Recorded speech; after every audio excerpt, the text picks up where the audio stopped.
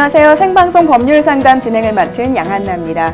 살다 보면 크고 작은 법률 문제로 어려움을 겪는 경우 종종 있으시죠. 그럴 때마다 어떻게 해결해야 할지 막막하고 답답하신 분들 많으실 텐데요. 그런 여러분에게 힘이 되어드리고자 저희 생방송 법률 상담이 문을 활짝 열었습니다. 법에 도움이 필요하신 분들, 법률과 관련해 궁금한 점 있으신 분들은 상담 전화 02-557-8295번으로 전화 주시면 됩니다. 또 법률방송 홈페이지에 접속하신 후 법률 상담에 상담 남겨주세요. 그리고 지금 이 방송은 유튜브를 통해서도 실시간으로 방송되고 있으니까요. 많은 시청 부탁드리면서 유튜브를 통한 소통 창구도 열어두겠습니다. 그럼 오늘 도움 주실 두 변호사분 소개해드리겠습니다. 김병원 변호사님 그리고 곽지영 변호사님 자리하셨습니다. 안녕하세요. 안녕하세요. 네, 안녕하세요. 어서 오세요. 안녕하세요. 법무법인 폴라리스 김병원 변호사입니다. 안녕하세요. 법무법인 예율의 곽지영 변호사입니다. 네, 오늘도 두 분과 함께 이 법률과 관련해서 고민 있으신 분들의 상담 도와드릴 텐데요. 법에 도움이 필요하신 분들 망설이지 마시고요. 02-557-8295번으로 전화 주시면 상담 도와드리도록 하겠습니다. 또 법률방송 홈페이지, 페이스북, 유튜브, 인스타그램을 통해서도 상담 남겨주실 수 있습니다. 자, 저희는 전화를 기다리는 동안 일상생활에서 알아두면 좋을 알기 쉬운 생활법령 진행해 보도록 하겠습니다. 자, 오늘 알기 쉬운 생활법령에서는 최근 시행된 조두순법에 대해서 이야기를 나눠보도록 하겠습니다. 자, 곽 변호사님, 조두순 사실 다들 아는데요. 어떤 인물인가요? 네, 아마 기억하실 것 같습니다. 2008년 12월에 경기도 안산시에 위치한 한 교회에서 8살 여자아이가 무참하게 강간당하는 사건이 발생했습니다. 당시 피해 아동은 이 사건으로 인해서 성기와 항문 기능의 80% 정도가 기능이 상실했습니다. 네. 그래서 앞으로 인공 항문을 만들고 살아야 하는 그런 영구적인 장애를 입기까지 했는데요. 네. 이 사건의 가해자가 바로 조두순입니다.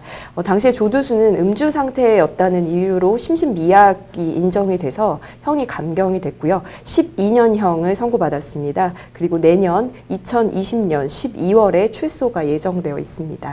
내년 12월이라면 정말 금방 네, 출소를 맞습니다. 하겠네요. 일각에서는 사실 출소를 시키지 말아야 한다. 다시 재판에서 더 엄중한 벌을 내려야 한다. 이런 국민들의 여론이 들끓고 있습니다. 하지만 현실적으로는 실행되기가 조금 힘든 사안인 건가요? 예, 그렇습니다. 이미 확정된 재판에 대해서는 다시 재판하는 것이 어려운데요. 네. 형사소송법상 어떤 사건에 대해서 유죄 또는 무죄의 실체 판결 또는 면소의 판결이 확정되었을 경우에는 그 판결의 기판력에 효과가 발생하게 됩니다. 예, 그로 인해서 동일 사건에 대해서는 두 번 다시 공소 제기를 허용하지 않게 되는 일사불일의 원칙에 따라서 다시 재판을 하기는 좀 어렵습니다. 그렇군요. 자, 국민들의 마음 정말 이해가 가고요. 저도 같은 심정이지만 현실적으로 다시 재판을 진행해서 더 엄중한 처벌을 가하는 것은 쉽지 않다는 이야기신데요. 그렇다면 이 범죄를 예방하거나 재범이 일어나지 않도록 하는 게 정말 중요할 것 같습니다. 최근 시행된 조두순법, 이런 역할을 하기 위해서 만들어진 법인가요? 네, 맞습니다. 아무래도 조두순의 출소 이후에 다시 재범의 우려가 굉장히 높습니다. 그렇기 때문에 이런 조두순의 재범을 막자 이런 취지로 조두순법이 지난해 발의되었습니다. 그리고 1년 1개월 만인 올해 3월 28일 국회를 통과했고요. 2019년 4월 16일부터 본격적으로 시행에 들어갔습니다. 조두순법의 정확한 명칭을 좀 알려드리겠습니다. 특정 범죄자에 대한 보호관찰 및 전자장치 등의 부착 등에 관한 법률인데요. 미성년자 대상 성범죄자에 대해서 출소 이후에도 1:1 전담 보호관찰 제도를 통해서 24시간 집중관리가 이루어지도록 하는 제도입니다. 네, 법률 이름이 굉장히 긴데요. 좀 길긴 합니다. 네, 그 중에서 이제 눈에 띄는 보호 관찰이라고 하셨는데 어떤 보호 관찰이 이루어지게 되는 건지 구체적으로 좀 알고 싶습니다. 지금 보호 관찰에 몇 가지 내용이 있는데요. 네. 보호 관찰 대상자가 이동 경로를 좀 집중 추적해가지고 24시간 동안 그 이동 경로를 좀 추적합니다. 네. 그리고 대상자의 행동을 관찰하고 생활 실태를 점검하기도 합니다. 또한 음란물 소지하고 있는지 네. 이런 것을 관리하게 되고요. 또 아동 시설에 대한 접근을 금지시키고 심리치료 실시 등을 시행하게 됩니다. 그렇군요. 이렇게 보호관찰이라고 말씀을 해주셨는데 사실 성범죄자들이 많잖아요. 네. 그중에 어떤 사람들이 이렇게 특정하게 보호관찰을 받는 건가요? 네, 우선 법무부는 일단 4월 기준으로 성폭력 관련 범죄로 전자발찌를 착용하게 된 대상자 3,064명을 대상으로 한 5명 정도의 고위험 대상자를 선별을 했습니다. 그래서 이 사람들에 대해서 1대1 보호관찰 실시 여부를 우선적으로 심의할 예정이라고 합니다. 이게 전담 보호관찰 대상자로 지정이 되게 되면요, 최소 6개월 동안 1대1 전담 보호관찰을 받게 되고 이후에는 심의위원회 재심사를 통해서 해제할지 아니면 그대로 유지할지를 결정하게 됩니다. 네, 그렇군요. 사실 이러한 법이 시행된다는 건 정말 반길만한 일인 것 같은데요. 가장 중요한 거는 이 법을 시행함으로 인해서 재범률, 성범죄 재범률이 낮아져야 한다는 거겠죠. 두 분께서는 조두순법 시행으로 인해서 성범죄 재범률 낮아질 것으로 보이시는지 곽 변호사님 먼저 답변 부탁드릴게요. 네, 저는 낮아졌으면 좋겠습니다. 그렇죠. 네, 희망사항이죠. 네, 맞습니다. 이게 음란물 소지 여부를 관리한다든지 아니면 아동시설 접근을 금지한다든지 이런 부분도 물론 중요하지만 아동 대상 성범죄 대상자들의 경우는 심리치료뿐만 아니고 화학적인 치료도 분명히 저는 네. 필요하지 않을까라는 생각이 듭니다. 이게 일반 성인을 대상으로 성적인 충동을 느끼는 거랑 아니면 어린 아이를 대상으로 해서 성적인 충동을 느끼는 거는 네. 그런 어떤 대상에 대해 바라보는 관점이나 아니면 심리적인 부분이 분명히 다르다고 네. 생각이 들어서요. 개인적으로는 여기에 더 나아가서 이런 화학적인 그런 약물 치료나 이런 게 병행될 수 있도록 좀 법이 더 나았으면 좋겠다 이런 생각이 듭니다. 네, 그냥 보호관찰에서 더 네. 가서 약물적인 치료까지 할 수 있으면 좋겠다라는 말씀 주셨는데요. 자, 그럼 김 변호사님도 답변해 주시겠어요? 예, 저도 일단 고위험 대상자의 성범죄를 좀 사전에 예방한다는 점에서는 일정 부분 도움이 되는 건 네. 맞는 것 같은데요. 하지만 성범죄 재범률 그 자체에는 크게 영향이 없을 것 같아요. 그 이유는 이제 대상자가 워낙 소수고 네. 그렇기 때문인데요. 다수를 차지하는 다른 성범죄자에 대해서도 좀 근본적인 재범 방지 대책이 수립되어야 이 성범죄 재범률이 좀 의미 있게 낮아지지 않을까 그렇게 네. 생각이 듭니다. 그렇습니다. 정말 많은 성범죄자 중에서 일단은 5명을 선별해서 시행을 한다고 했는데요. 자, 정말 좀 더 많은 성범죄자들을 지켜볼 수 있고 또 곽 변호사님께서 말씀하셨던 것처럼 조금 더 자세하게 깊이 좀 관찰할 수 있으면 좋을 것 같습니다. 네, 오늘 알기 쉬운 생활 법령에서는 얼마 전부터 시행된 조두순법에 대해서 이야기를 나눠봤습니다. 조두순법 시행으로 미성년자 성범죄에 대한 재범률이 낮아지길 바라는 마음입니다. 조두순법과 관련해 더 궁금한 사항은 법제처 홈페이지를 통해서 참고해 보시면 좋을 것 같습니다. 여러분께서는 지금 생방송 법률 상담과 함께하고 계십니다.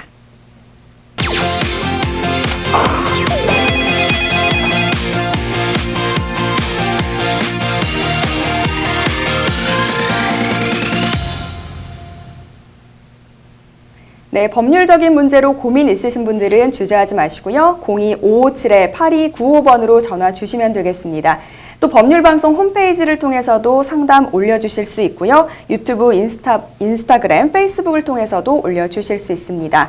지금 이 방송은 실시간으로 유튜브를 통해서도 방송되고 있으니까요. 유튜브 시청도 많이 부탁드리면서 유튜브를 통해서도 상담 올려주실 수 있습니다. 자, 전화가 들어와 있는데요. 한번 받아보도록 하겠습니다. 안녕하세요. 시청자님 안녕하세요. 예, 예. 네, 어떤 고민으로 전화 주셨나요?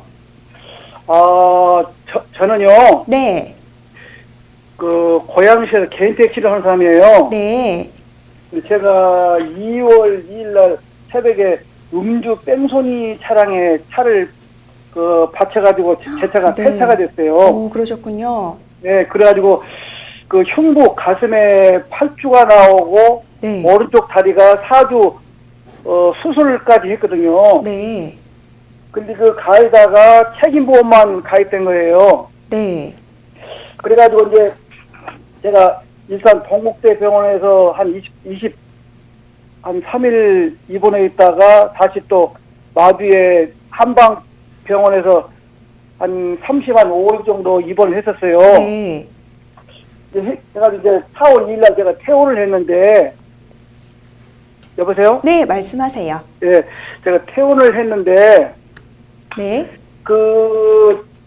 저는 이제 책임보험만 그런 차에 바쳤는데, 우리 택시 공제 조합에서 네.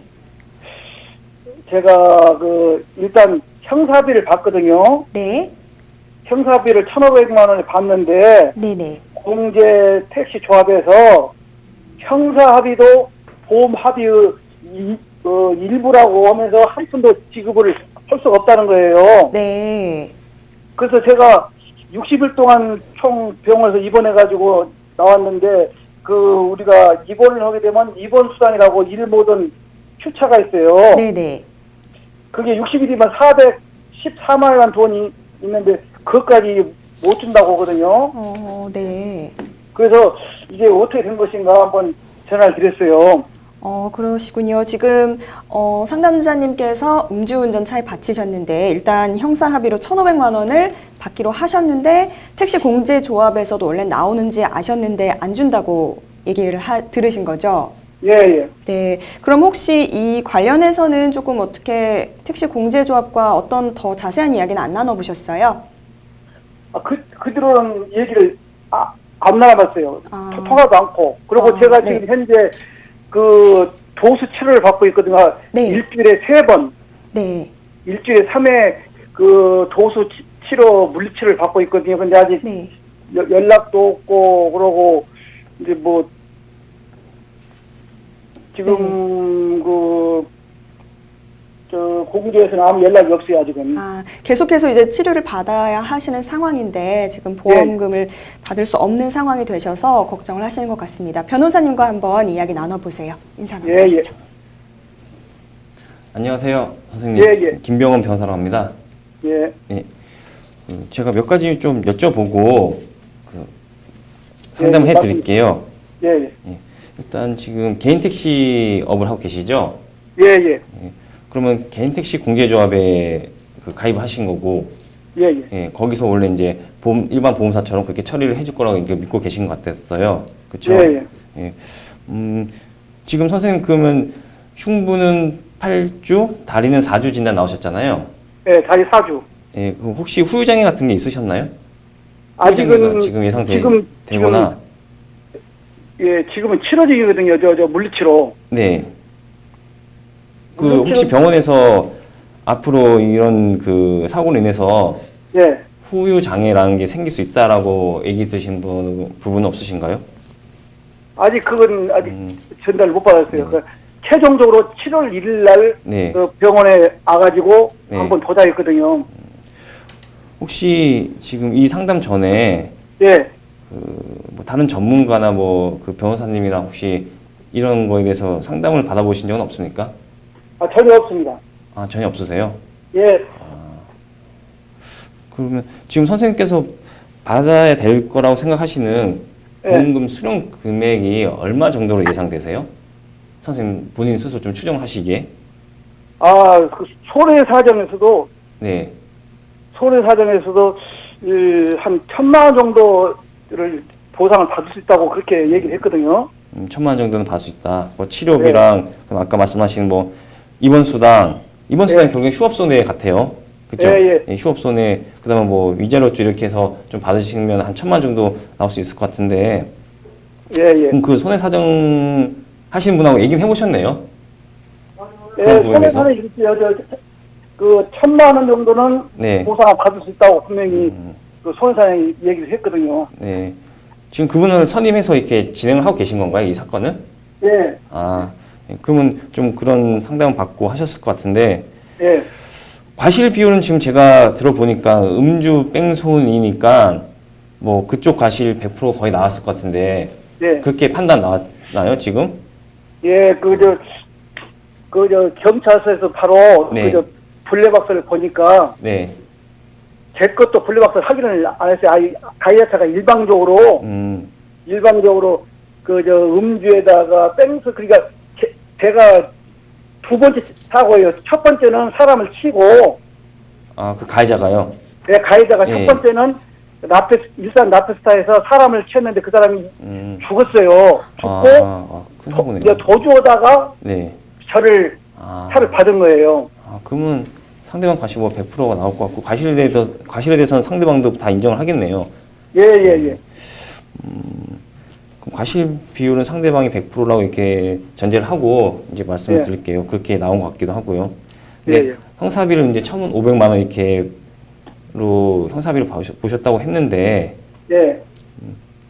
지금 그 부분에 대해서 택시 공제조합에서는 이 형사 합의를 봤으니까 그것도 예. 일종의 민사적으로 배상받은 거다. 그래서 우리는 그 1,000만 원 정도 그 받아야 되실 그 금액을 못 준다 이거잖아요. 예, 저는 일을 한 번도 줄 수 없다는 거예요. 그 지금 그 근거가 혹시 좀 궁금한데 예.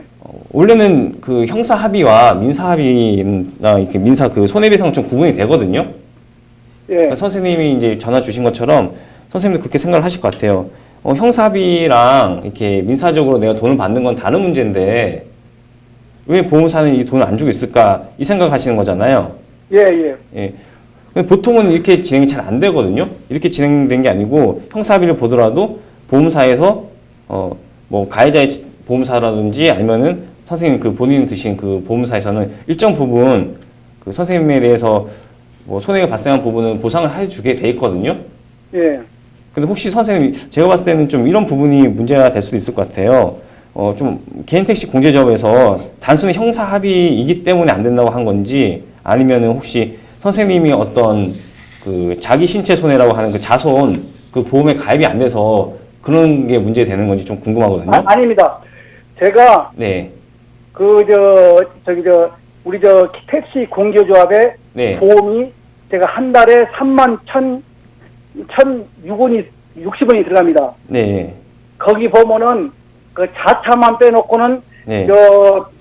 여기 무보험상에도 들어가 있고 네. 다 자손도 다 들어가 있어요. 네, 다 들어가 있어요. 근데 이제 이 네. 공제조합에서 어떤 얘기를 하는 거니 네. 만약에 그 형사비를 안 받으면 자기네가 뭐 1호금이고 뭐 1모든 거의 다 줄 텐데 형사합의를 받기 때문에 이게 보험 합의의 일부 금액이라고 하면서 1원 한 푼도 줄 수 없다는 거예요. 그러면 이거는 좀 보험사에서 그 공제조합에서 예, 좀 그 무리한 주장을 하는 것 같아요. 예, 예, 예. 혹시 손해사정인하고 얘기를 해보셨을 때 예, 예. 그분도 이런 내용에 대해서 좀 말씀해 주신 적 있나요? 손해사정 그분 말씀이 네. 뭐라고 한 거요? 네. 지금 현재는 입원 중이니까 네. 퇴원하고 네. 이게 물리치료를 잘 받고 한 3개월 있다가 뭐 책임보험하고 합의를 다시 해야 한다고 얘기를 했거든요. 네. 그러면서 전혀 신경 쓰지 말아 했거든요. 자기가 책임지거든. 네. 나머지 일을 처리하겠다고. 네. 그러면서 또 전혀 공제조합에서는 억지라고 하면서 네. 억지라고 그래요. 손해사정이 억지라 그래요. 예. 그럼 상대방 책임보험이 들었는데 책임보험에서도 일정 부분 배상을 받으시는데 못 받으시는 부분이 생겨서 그러신 거죠, 지금? 그렇죠. 네. 예. 형사비는 받지만은 네.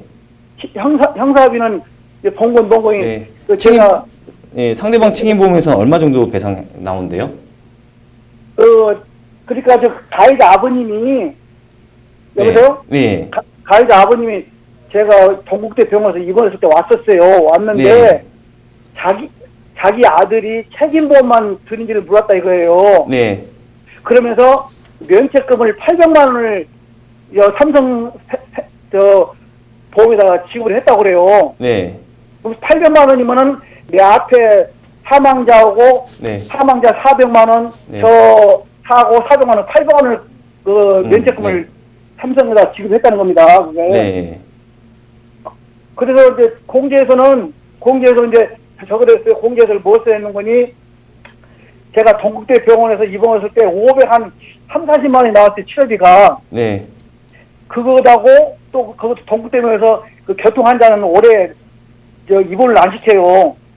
예, 그래가지고 선생님. 제가 따로 이제 한방병원에서 한 달간 한 네. 7일 정도 있었어요. 예. 그래서 그 치료비가 정확히는 모르는데 400만 원 이상 나왔을 거예요. 근데 네. 공제에서 그 지급 보증을 다 했어요. 네. 치료비는 하고 이제 제가 퇴원을 했는데 네. 제가 이제 그 일 못 오고 운수상 같은 휴업소네요, 이런 거. 예, 그게 네. 그게 지금 60일이면 414만 원이 저한테 네. 지급을 해야 되는데 그것도 일절 할 수가 없다는 거예요. 형사비를 받기 때문에. 지금 이거는 형사합의 네. 하실 때 네. 채권 양도 통지라는 그런 방법이 있는데 그걸 혹시 작성하셨나요? 채권 양도 통지. 했죠. 그저 소사께서 네. 어떻게 했는 거니? 네. 형사합의는 보험합의하고 네. 별개다. 분명히 네. 그 단서를 달았어요. 그거 그런 내용 말고요. 네. 채권 양도 통지란 걸 쓰셨어요? 채권 양도 통지라 해가지고 지금 제가 봤을 때는 그런 부분이 문제가 될 수 있어서 네. 그러니까 민사합의는 별개다. 이거는 뭐 쓰신 것 같은데 네. 합의를 하실 때 채권 네. 양도 통지라고 해가지고 가해자가 네. 가해자의 어떤 보험 청구권을 선생님이 양도받으시는 그런 절차가 있거든요. 네. 그런 것도 하셨어요? 아니 그거 없어요. 그게 그런 없어서 거 아마 지금 공제조항에서 그걸 가지고 뭐라고 하는 것 같긴 해요. 예. 예. 그렇다면 그런 경우 없으면은 그 선생님이 받으시는 형사합의금 있잖아요. 네. 그게 일종의 민사합의금의 일종으로 보는 경우가 있거든요. 예. 근데 그거를 이렇게 받으신 금액 전부를 다 인정받는 경우는 드물고 조금 공제를 하는데 공제조합에서는 지금 그런 부분 조금 무리하게 다 공제시키려고 하는 것 같아요. 1,500만 원의 형사합의금을 민사합의금으로 다 받은 것처럼 예. 이렇게 좀 본인들이 주장을 하고 있는 것 같거든요. 근데 이거는 근데- 조금 제 생각에는 1,500만 원까지 공제를 받으시지는 않아도 될 것 같고 예. 다시 그 가해자 있잖아요. 그분을 만나서 채권 양도 통지서를 작성하신 다음에 예. 채권 양도 통지란 게 있어요. 채권 양도 통지. 채권요. 예, 채권 양도 통지라는 그런 그 통지서란 거를 작성을 하셔가지고 그 다음에 다시 한번 공제조합하고 얘기해 보시면 좀 낫지 않을까 싶어요. 채권 양도. 통지요. 통지. 네, 통지하다 할 때 통지. 예. 예. 채권 양도 통지. 예, 네. 그거를 받으신 다음에 한번 제출해 보시고 얘기하시 보시면 좋을 것 같아요. 네, 시청자님, 지금 변호사님께서는 택시 공제조합에서 조금 무리한 주장을 하고 있지 않나라고 답변을 주셨거든요. 채권 양도 통지 꼭 작성을 하셔서 다시 한번 공제조합과 이야기를 나눠보시는 게 좋을 것 같습니다. 혹시 더 궁금한 점 생기시면 전화 다시 한번 주시면 예. 되겠습니다. 잠깐만. 저기요. 네. 여보세요? 네네, 말씀하세요. 손해사정 그분 말씀이 네, 자기도 변호사하고 같이 그 일을 하는데 네, 이 공제에서는 무리한 얘기를 하고 있다는 거예요. 억지로 쓴다는 거예요. 네네. 그래서 그거 신경 쓰지 말고 치료만 잘 하고 있으라고 그 당부를 했거든요. 네, 변호사님께서도 네. 같은 입장이시긴 하지만 지금 치료만 받고 계시기에는 사실 좀 불안하시잖아요. 그렇죠. 네, 그래서 채권 양도 통지를 한번 작성해 보시는 게 어떨까라고 말씀을 드린 겁니다. 예. 네, 예, 감사합니다. 잘하겠습니다. 네, 잘 해결해 보시길 바랄게요. 예, 감사합니다. 수고하세요. 네, 감사합니다. 자, 다음 전화 바로 받아보도록 하겠습니다. 안녕하세요. 여보세요, 안녕하십니까? 네, 안녕하세요. 어떤 고민으로 전화 주셨나요? 저는요, 네, 돈 1,000만 원을요, 네, 옛날에 200만 원 줄 거 있는 거 하고 800만 원을 받고 1,000만 원짜리 근저당을 했습니다. 1,000만 원짜리. 네, 네, 그리고 매달에 이제 130만 원씩 이제 내가 물꼴로 해갖고, 네, 이제 8월 20일부터 이제 물기 시작했거든요. 7월 18일 날 빌려갖고, 네, 7월 18일 날에 선이자 30만 원을 먼저 주고, 네, 8월 20날부터 130만 원씩을 네, 2월 20날까지 130만 원씩 쭉 물었어요. 네, 물었는데요. 3월달 되니까 네, 돈이 이제 우리 애들이 돈이 그거 없애버리라고 너무 이자가 많다고 하면서 네. 300만 원을 갚으라 그랬어요. 네, 그래서 채권자한테 내가 3월 19일날 만나갖고 네, 내 300만 원을 붙일 테니까 그거를 근저당을 취소해 주라. 네, 그러니까 알았다고 돈을 붙이라 그러더라고요. 네, 네, 그래서 3월 20날에 그 다음 날에 내가 300만 원을 시쯤에 붙였어요. 네. 붙였는데 지금까지도 그거를 안 해주는 거잖아요. 이유는 네. 이제 3, 4, 5 석 달 동안 90만 원을 이자를 달라 그러는 거예요. 네. 그건 어떻게 하면 되는 겁니까? 지금까지 이자는 210만 원. 네. 들어갔고요. 네. 30만 원까지 하면 240만 원이 들어간 거예요. 240만 원으로 이자를 내셨고 원금 1,000만 원 갚으셨고요. 예. 혹시 이 관련해서 계약서 같은 거 작성하셨어요? 계약서는요, 법무사에서를 했는데요. 네. 법무사에서 계약을 했는데요. 네. 그 계약서 2개 주는 거를 나는 그 소홀하게 생각해갖고, 네. 그 한 사람은 그 채권자가 갖고 하나는 내가 가졌는데, 네. 내가 그 분실 어디 놔둔 걸 정신이 없어서, 아, 네. 이제 잃어버리셨구나. 그 통장에 내역서가 있어요. 네. 통장으로 통장으로 계속 네. 다 붙였거든요. 네. 돈 800만 원 받은 것도 통장으로 받았고, 네. 돈 이자 130만씩 꼬박꼬박, 3월 20날까지 300만 원까지 완불할 때까지 다 통장으로 다 입금시켰거든요. 그러셨군요. 네. 근데 근저당이 잡혀 있다고 하셨는데 어떤 것에 잡혀 있는 건지 좀 말씀해 주실 수 있을까요? 시골에 있는 땅을 근저당을 했어요. 아, 땅이요. 예. 네, 알겠습니다. 변호사님 지금 근저당 잡힌 거 다 네. 갚았는데도 못 받고 계시는데요. 한번 인사 먼저 나눠보시죠. 네. 네, 안녕하세요. 곽지영 변호사입니다. 네네. 네, 안녕하세요. 안녕하십니까. 일단은 네. 계약서 지금 분실하신 부분 관련해서는 아까 제가 얘기하시는 거 들어보니까 네. 법무사 사무실에 가서 두 분이 같이 가서 계약서를 작성하셨다는 취지로 얘기하신 것 같아요. 예예. 예, 한번 법무사 사무실에 다시 한번 찾아가 보셔서 예. 그때 몇 월 며칠 정도에 내가 채권자랑 같이 여기에서 계약서를 작성을 했는데 예. 사본을 혹시 보관하고 계신지 한번 물어보시면 좋을 것 같거든요. 그러니까 물어봤거든요. 네. 그러니까 그 채권자가 네. 저 법무사 사무소에 네. 그 잘 아는 사람인가 봐. 글로 네. 나를 알선한 거 보니까 네. 그래갖고 말렸거든요. 그 사본을 네. 한 장 내가 분실돼갖고 그걸 달라. 네네. 그러니까 그게 있을런지 없을런지 모르겠다 그러더라고. 네. 그러니까 이제 한 7개월 전의 일이니까 자기네가 그거를 없을 거라고 그러면서 그거를 안 해주잖아요. 아, 그래서 지금 7개월 전에 작성했던 거기 때문에 본인들은 뭐 계약서를 가지고 있지 않다 뭐 이런 취지로 답변을 하신 거예요, 법무사 사무실에서? 어디서 법무사의 그 법무사님이요. 네. 그거를 자기네는 어딘 뭐를 모르겠다고 그렇게 말하던데요.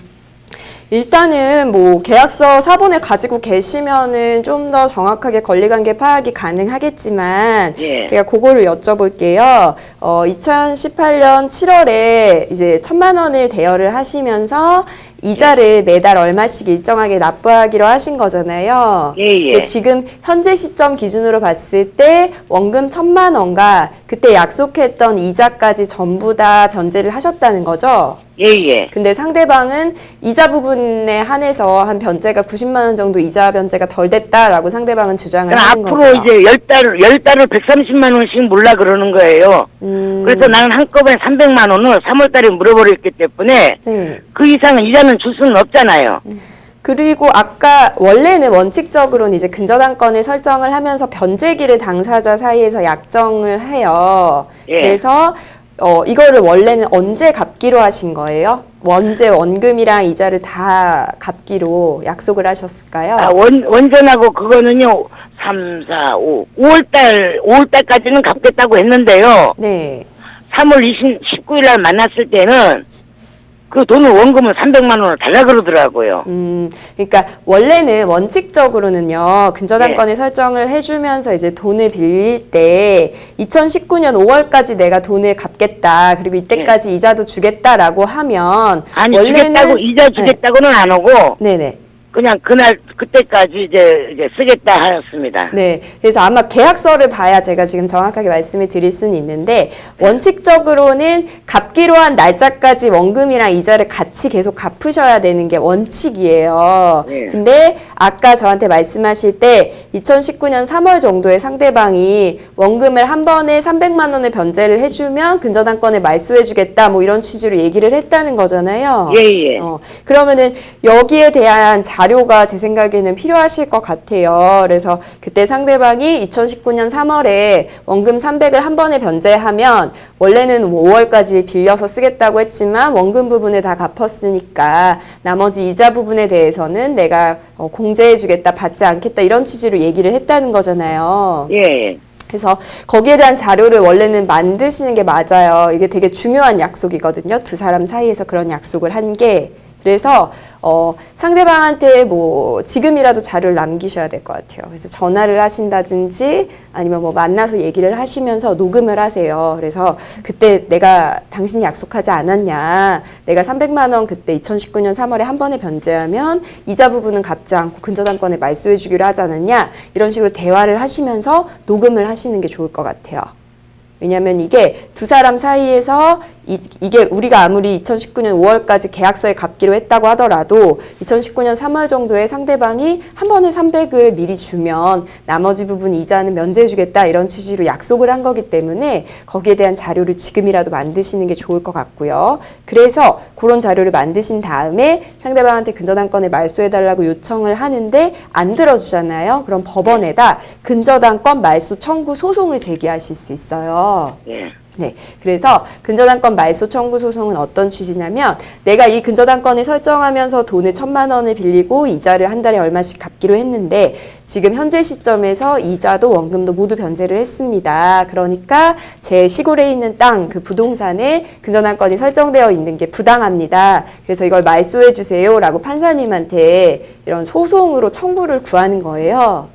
예. 예, 그래서 그 사건에서 원래는 이제 근저당권이 설정됐으니까 그 원인이 되는 채무랑 관련된 근저당권 설정 계약서가 원래는 제출이 돼야 되는데 지금 소지하지 않고 계시니까 아마 소송을 제기하면 상대방이 제출할 것 같기는 하거든요. 그래서 그 소송에서 판사님한테 이자랑 여태까지 원금 변제한 계좌 내역서 은행 가시면 또 그걸 발급을 받으실 수 있어요. 예. 그래서 그거를 증거 자료로 첨부해서 근저당권 말소 청구 소송을 제기하시면 되고 한 가지 또 그리고 요게 자녀한테 토지를 지금 증여하신 상태인가요?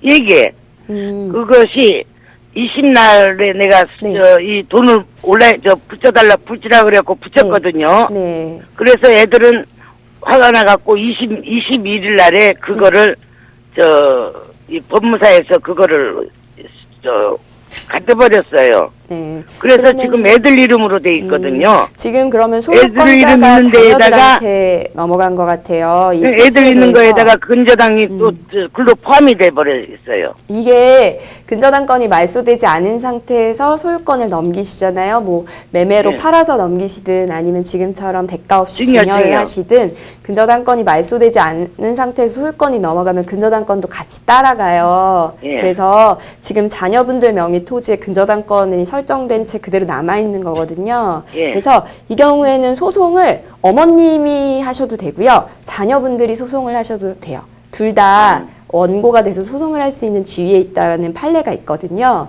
그래서 어머님이 근데 하시는 게 좀 더 편하실 것 같아요. 예. 자녀분들은 이런 채무를 변제하고 근저당권 설정하고 이런 거에 대해서 구체적으로 잘 모르고 계시잖아요. 예, 예. 그러니까 어머님이 원고가 되셔서 소송을 제기하시면 될 것 같고 소송 이름은 근저당권 말소 청구 소송이에요. 예. 예, 그리고 요 소송에서 승소하시게 되면 나중에 이제 소송 비용 확정 신청이라는 걸 할 수 있어요. 예. 그래서 네가 원래는 근저당권 말소해줬으면 내가 소송 이렇게 안 해도 되는데 네가 해주지 않아서 내가 이렇게 비용을 들여서 소송을 했다. 그래서 소송 비용 확정 신청을 하시면 뭐 인지 송달료라든지 아니면 변호사 보수 중에 일부를 또 상대방한테 받으실 수 있거든요.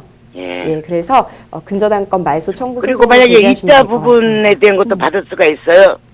이자를 받을 수는 없어요. 지금 뭐 상대방한테 돈을 받기로 한 사안은 아니고 내 부동산에 있는 아니 예를 근저당권을 들어서 말소해달라는 소송에서 거니까. 이겼을 때는 이자에 대한 이자를 210만 원을 줬는데 이렇게 나를 골탕 먹이니까 지금 화가 엄청 제가 났거든요. 그러니까 골탕 먹이는 부분에 대해서 뭐 정신적으로 고통이 느껴지고 너무 힘드시고 뭐 이것 때문에 아프시고 이랬으면 근저당권 말소 청구 소송이랑은 별도로 위자료를 청구하실 수 있어요. 그래서 내가 뭐 이 일 때문에 너무 스트레스를 받아서 약도 먹었고 요새 잠도 못 자고 치료도 받고 있고 뭐 이런 내역이 있으시면 그런 뭐 치료비 내역이나 아니면 진단서 내역을 첨부하셔서 위자료 청구를 같이 진행하실 수 있어요. 근저당권 말소 청구 소송이랑. 아 이자는 말고 이자는 네, 못- 이자 자체를 청구하는 물려받지는 거는 안 못하고요? 되고요. 예, 맞습니다. 네 감사합니다. 말 잘 네. 들었습니다. 네, 네. 시청자님. 된 겁니까? 네, 일단은 증거를 확보하시는 게 좀 중요할 것 같아요. 그래서 그 돈 빌려주신 분과 함께 전화를 하시던지 아니면 만나서 얘기해서 좀 녹음을 하시던지 그래서 증거를 확보해 보시고 그래도 힘들다, 그게 잘 안 된다 싶으시면 근저당권 말소 청구 소송 한번 해보시면 좋을 것 같습니다. 잘 진행되길 바라겠습니다. 네, 이렇게 네, 전화 상담 도와드렸습니다. 지금 여러분께서는 생방송 법률 상담과 함께하고 계십니다.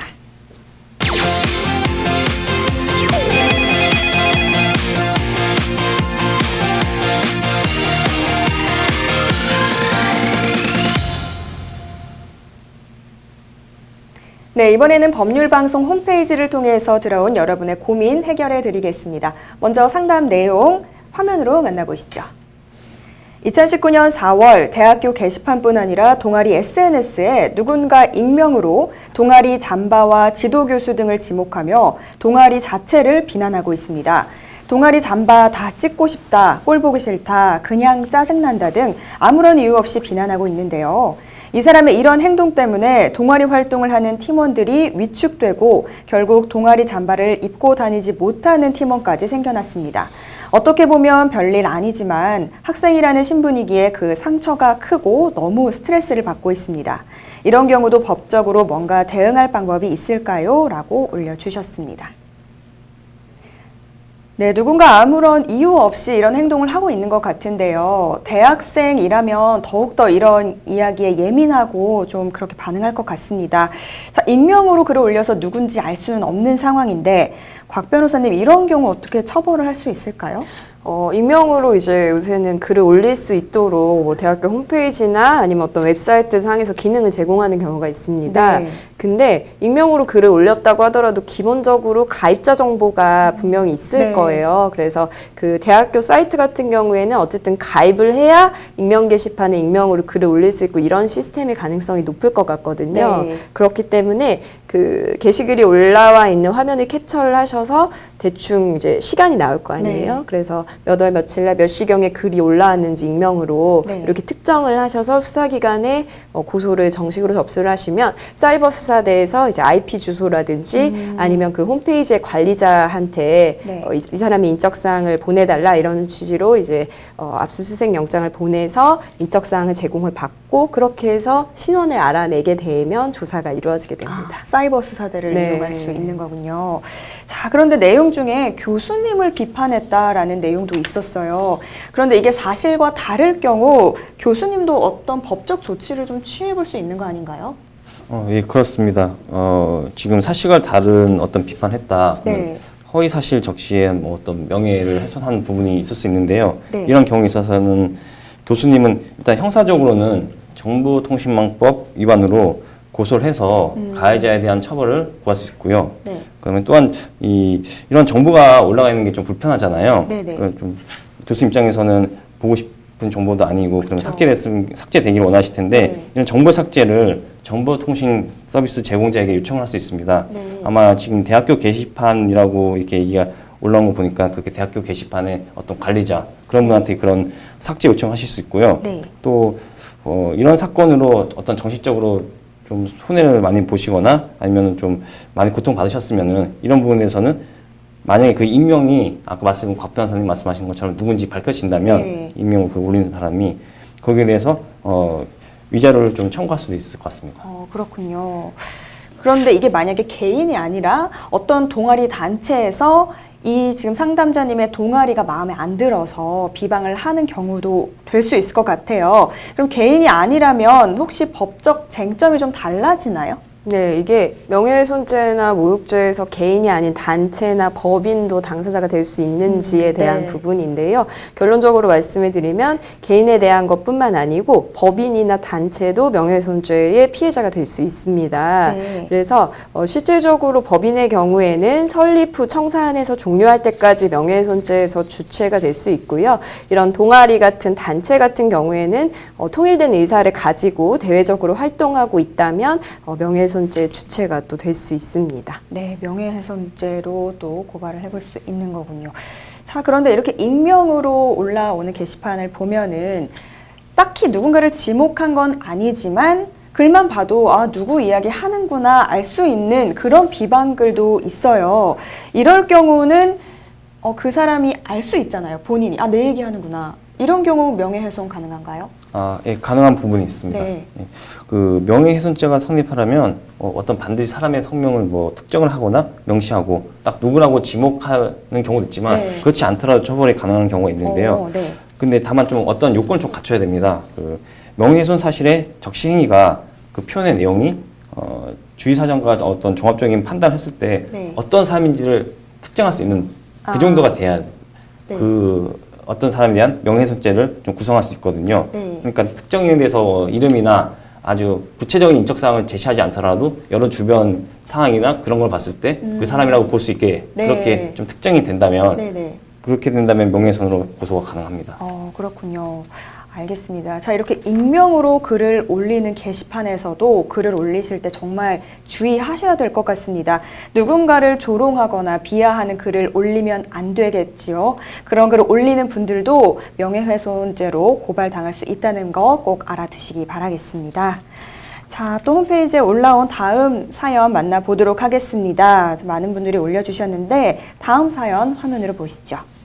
저는 만 1세 자녀가 있는 유부녀입니다. 출산 직후 시작된 남편의 지속적인 폭행과 협박, 외도 및 경제적 문제로 현재 별거 후 이혼을 준비하고 있습니다. 저는 이혼을 준비하는 과정에서 외도를 시작하게 됐고 현재 자녀와 함께 상간남과 동거 중이며 남편도 그 사실을 알고 있습니다. 그런데 남편이 상간남이 아이에게 위해를 가할 것이 우려된다면서 약 2개월 전부터 자녀에 대한 상간남의 접근 금지 가처분 신청에 대한 동의를 강요하고 있습니다. 남편이 아이에게 직접적인 위해를 가하지는 않았지만 아이를 안고 있는 저를 폭행하는 등 오히려 남편이 아이에게 더 좋지 않은 행동을 하고 있습니다. 그런데 남편은 상간남의 접근 금지 가처분 신청을 요구하고 있어요. 이 경우 제가 동의하지 않더라도 남편이 자녀에 대한 상간남의 접근 금지 가처분 신청 할 수 있는 건가요? 제가 만약 이를 거부할 경우 추후 있을 이혼 소송에서 불리하게 작용하는지도 궁금합니다. 네, 상담 내용 중에 접근 금지 가처분 신청이라는 내용이 나왔는데요. 곽 변호사님 어떤 건지 한번 설명 좀 부탁드릴게요. 네, 기본적으로 모든 사람들은 사생활의 평온을 유지할 권리가 있습니다. 네. 근데 상대방이 만약에 지속적으로 찾아온다든지 아니면 연락을 한다든지 이런 행위를 너무 반복적으로 해서 내가 도저히 일상생활을 할 수 없을 정도다. 네. 이런 경우가 발생할 수 있습니다. 네. 그래서 이런 경우에는 접근금지 가처분 신청을 할 수 있고 네. 판사의 결정에 따라서 접근금지 가처분 결정이 내려지게 됩니다. 그래서 이런 결정이 내려지게 되면 상대방은 연락이나 아니면 메시지를 보내거나 이메일을 보내거나 이런 행동을 해서는 안 되고 상대방 뭐 반경 10m 이내로 접근을 해서는 안 되고 이런 처분을 받게 됩니다. 그렇다면 또 궁금해지는 게요. 그냥 이 사람이 나한테 가까이 오는 게 싫어서 뭐 이런 걸 신청할 수 있는 건지 어떨 때 신청할 수 있는 건지 네. 또 신청을 하게 되면 기간이 또 얼만큼 되는지 궁금해요. 네. 이게 접근금지 가처분이 크게 세 가지로 나누어서 설명을 드릴 수 있을 것 같습니다. 그래서 민사상 접근금지 가처분이 있고요. 네. 또 이혼 사건을 제기하시면서 상대방에 대해서 이제 특히 폭력적인 행동을 자주 취하는 배우자에 네. 대해서 접근금지 가처분 신청이 또 가능합니다. 정확히 말하면 사전 처분으로 이제 접근금지 결정이 내려지게 되고요. 또 한 가지는 이제 가정폭력 사건에서 또 규정이 되어 있는데요. 가정폭력 범죄의 처벌 등에 관한 특례법에 보면은 임시조치로 또 접근금지 결정이 가능합니다. 네. 그래서 이 경우에는 이제 배우자의 폭행이나 상해가 있다는 걸 수사기관에 이제 고소를 하는 경우에 네. 수사기관에서 이제 경찰이나 또는 검찰에서 판단했을 때 배우자가 이 아내 또는 또 남편에게 이렇게 다가가는 게 오히려 더 위험할 수 있겠다라는 생각이 들면 임시보호 조치로 또 접근금지 처분이 가능합니다. 네. 그래서 일반적으로는 이제 판사가 결정하지만 가정폭력 사건 같은 경우에는 예외적으로 경찰이나 검사도 그 처분의 주체가 될 수 있는 게 좀 특이사항이고요. 네. 기간 같은 경우에는 재량에 따라서 판사가 결정할 수 있는 부분이 있습니다. 근데 다만 특이점은 이혼 소송에서는 사전 처분이기 때문에 이혼 판결이 날 때까지만 접근금지 결정이 이루어지게 되고요. 네. 아까 말씀드린 이제 가정폭력 사건에서는 기간이 뭐 1개월, 2개월 또는 한 6개월까지도 가능합니다. 그렇군요. 자, 그런데 접근금지 가처분 명령을 받았는데도 사실 이렇게 물리적으로 막거나 이런 게 없기 때문에 명령에 따르지 않는 경우도 있을 것 같아요. 그렇게 될 경우 어떻게 처벌받게 되나요? 예, 그런 경우가 있으면 안 되겠지만 네. 사실 빈번할 수 있습니다. 그쵸. 예, 그 접근금지 가처분 명령은 어떤 법원의 명령인데 네. 거기에 좀 불복을 하는 경우가 많은데요. 네네. 그래서 뭐 자꾸 찾아온다거나 뭐 휴대폰이나 그런 걸 통신수단을 이용해서 계속 연락하는 경우가 있습니다. 네. 이런 경우를 대비해서 이제 저희 현행 법에서는 그 처벌 조항을 만들어 놓고 있는데요. 네. 가사소송법상 접근금지 가처분이 받아들여진 경우, 뭐 이혼할 때 그 접근금지 가처분 아까 법 변호사님 말씀하신 것처럼 그런 건데요. 그때 접근금지 가처분이 받아들여진 경우에 이런 명령이 내려졌을 때 이를 위반했을 때는 1천만 원 이하의 과태료를 부과할 수 있고요. 네. 또한 가정폭력처벌법상 접근금지 가처분이 받아들여지면 100m 이내로 접근하여 만나러 오는 것이 금지되고 전화나 문자를 해서도 안 되거든요. 네. 근데 계속 그런 행위를 한다. 그래서 그걸 위반한 사람에게는 2년 이하의 징역 또는 2천만 원 이하의 벌금 또는 구류에 이렇게 처하지도록 지금 현행법상 처벌 조항을 만들어 놓고 있습니다. 그렇다면 누군가가 이거를 신청을 했는데 그 사람이 네. 자꾸 나한테 전화하고 찾아오고 이런다. 그러면 네. 그걸 뭐 증거로 남겨야 되나요? 남겨놓으면 좋습니다. 예. 어떤 그 방법으로 남길 수 있을까요? 지금 찾아온다면은 찾아왔을 때 본인이 이제 안 만나겠다. 네. 아니면 찾아오는 방식이 그 현장 같은 걸 사진을 찍어놓는다든지 네. 또는 연락하면은 그 휴대폰으로 그쵸, 남죠. 녹음 또는 문자 메시지는 이제 네. 캡처를 해서 네. 여기서 증거를 제출하면 그게 좋을 것 같습니다. 그렇군요. 알겠습니다. 이 상간남의 접근 금지 신청에 동의하지 않았다고 해서 이혼 소송이 불리하게 될지 좀 그것도 고민하고 계신 것 같아요. 이혼을 하고 싶어 하시는데 어떤가요? 일단은 이 사건 같은 경우에 좀 특이사항이 아직 이혼 판결을 받은 게 아닌데 상간남이랑 같이 동거하고 있지 않습니까? 그래서 지금 이런 동거 사실을 배우자가 알고 있기 때문에 아이와 그 상간남이 네. 만나게 하는 걸 못하게 하려고 접근금지 가처분 그렇죠. 신청을 한다는 취지로 보이는데 네. 아무래도 이걸 동의하지 않는 경우에 배우자가 이거를 이혼 소송을 제기하면서 이거 봐라 이제 상간남이 아이한테 뭐 정서적으로 학대를 가한데도 배우자가 접근금지 가처분에 동의도 안 해줬다 뭐 이런 식으로 악용할 가능성은 존재합니다. 네. 근데 다만 아까 질문 내용 남겨주신 거 보니까 오히려 배우자가 지속적으로 폭행하고 협박하고 해서 오히려 아빠랑 함께 있는 게 아이한테 오히려 정서적으로 더 학대되는 행동이었다 이런 취지로 얘기하신 것 같습니다. 그래서 설령 배우자가 이혼 소송에서 이런 걸 뭐 불리한 증거로 사용한다고 하더라도 지금 질문 주신 분께서도 배우자의 지속적인 폭행이나 아이에 대한 학대나 이런 부분을 자료로 잘 남겨놓으신다면 뭐 이것 때문에 반드시 불리해지고 이렇지는 않을 것 같습니다. 그리고 한 가지 좀 팁을 드리면 아직 이혼 결정이 난 게 아니기 때문에 혼인이 파탄됐다고 하더라도 부정행위를 하는 건 어쨌든 위자료에서 불리한 요소로 작용할 수 있습니다. 그래서 하루빨리 이혼 소송을 진행하시는 게 좋을 것 같습니다. 네, 그렇군요. 자, 그러면 이 신변 보호 제도라는 것도 있는데 본인 스스로 요청을 하는 건가요? 어떤 제도인지 설명 좀 부탁드릴게요. 네, 신변 보호 제도는 일단 본인 스스로 요청을 해야 됩니다. 네. 예. 일단 신변 보호의 정확한 법률 용어는 신변 안전 조치인데요. 네. 이와 관련해서 범죄 피해자와 또는 뭐 범죄 신고자, 증인에 대한 좀 규정이 좀 다르게 되어 있습니다. 네. 범죄 피해자는 범죄 피해자 보호법에서 규정을 하고 있는데요. 범죄 피해자가 형사소송 절차에서 증언 등을 할 때 보복을 당할 우려가 있을 때 범죄 피해자를 보호할 필요가 있을 경우에는 신변 보호제를 운영하고 이런 경우에 있어서 스스로 신청을 해야 됩니다. 경찰서 같은 데나 아니면 뭐 법원에다 이렇게 요청을 하는 경우도 있고요. 네. 그다음에 범죄 신고자나 증인의 경우에는 특정 범죄 신고자 등 보호법에 의해서 신변 안전 조치를 받게 되는데요. 이 경우 일정 기간 동안 검찰청 또는 경찰서 소속 공무원으로 하여금 신변 보호를 이렇게 하도록 필요한 조치를 하게 하거나 대상자의 주거지 또는 현재지를 관할하는 경찰서장에게 신변 안전 조치를 요청할 수 있거든요. 네. 이 경우에서도 좀 지금 살펴봤듯이 결국에는 검찰이나 경찰 소속 공무원들에게 이렇게 자신의 신변을 좀 보여달라 이렇게 요청을 하는 제도라고 보시면 되겠습니다. 네, 알겠습니다. 자, 이렇게 SNS를 통해서 들어온 여러분의 상담까지 도와드렸는데요. 신변 보호 제도와 또 접근 금지 가처분 신청에 대해서 이야기 나눠봤으니까요. 참고해 보시면 좋을 것 같습니다. 자, 생방송 법률 상담 많은 분들의 상담 전화가 걸려오고 있는데요. 잠시 후에 저희는 계속해서 상담 도와드리도록 하겠습니다. 법에 도움이 필요하신 분들은 주저하지 마시고요. 02-557-8295번으로 전화 주시면 됩니다. 또 법률 방송 홈페이지에 있는 법률 상담을 통해서도 고민 올려주시면 되겠습니다. 생방송 법률 상담 잠시 후에 다시 찾아뵙겠습니다.